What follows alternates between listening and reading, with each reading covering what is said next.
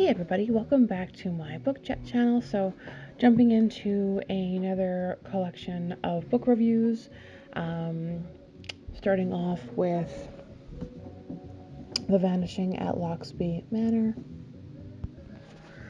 And this is a book review for HarperCollins Canada, and there will be quite a few. So this next bunch of book reviews that I'll get into are a variety of reviews for HarperCollins Canada, Silver Shamrock Publishing, a few independents, and then of course my own personal selections as well.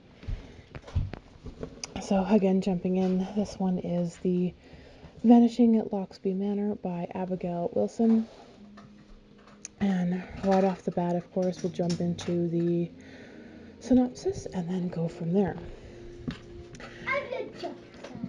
Disappearances, strange activities in the night, and secret organizations abound in this mysterious Regency romance. By the assault she kept hidden over the past 4 years, Charity Halliwell finally has a chance to return home to the quaint village she left more than 5 years before, and the happy life she wants so badly to reclaim. All she needs is a good conversation with her old friend and an opportunity to find a governess position, and she can leave the fear and guilt behind. But the family who agrees to her year-long visit turns out to be a far cry from the one she thought she knew, particularly when her friend disappears and the one man she made certain would not be at the house is forced to return. How can she possibly heal and claim her independence when day in, day out she must face the gentleman who ever held a piece of her heart? Piers was branded a coward when he failed to show up for a duel he arranged. He had his reasons, of course, but disclosing them would hurt far more than continuing life as an outcast. And worse, with the mysterious departure of his sister, the strange nightly occurrences in the ruins of an old abbey, and the uncomfortable whispers of a secret organization, Piers must overcome his aversion to society and work with the last person he ever thought he would get the chance to speak to again, and the girl whose heart he had no choice but to break. So I apologize for the noise in the background. It kind of is what it is when you're trying to do a review with kids in the background. But the review is, or rather the synopsis is up on Goodreads if you wanted to read that for yourself. And I would highly encourage you to do that. So I rated this book a 5 out of 5 stars. I really, really enjoyed this one. It was a really nice whodunit story with a subtle, simple romance. I really loved the mystery of it all.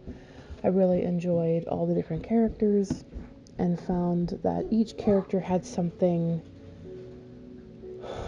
spectacular about them that just drew you in. So you ended up really enjoying each and every character, and there were just so many different possibilities as to how the story could turn out and what was going to happen within the mystery going on, revolving around the disappearance of the young woman. And there was so much misdirection as to who could have done it, and I love that fact that it was very, very difficult to figure out. In fact, I didn't really think about who could have been responsible for the situation until the very, very end.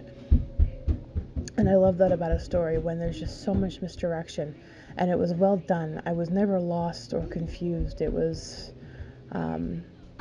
very smooth and well written, and with everything and how it was described, you could totally feel like you were there, seeing all the details of the home and feeling what they felt and experiencing the entire story as it unfolded along with them.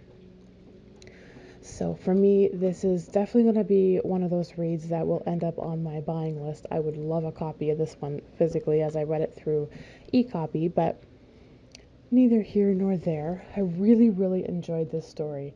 It was a good mixture of just a little bit of everything. Yeah, there's a romance twist to it, but it wasn't overtly done. It was very well, tastefully put in there, and it was simple and subtle. Just enough to give you a taste without overdoing it.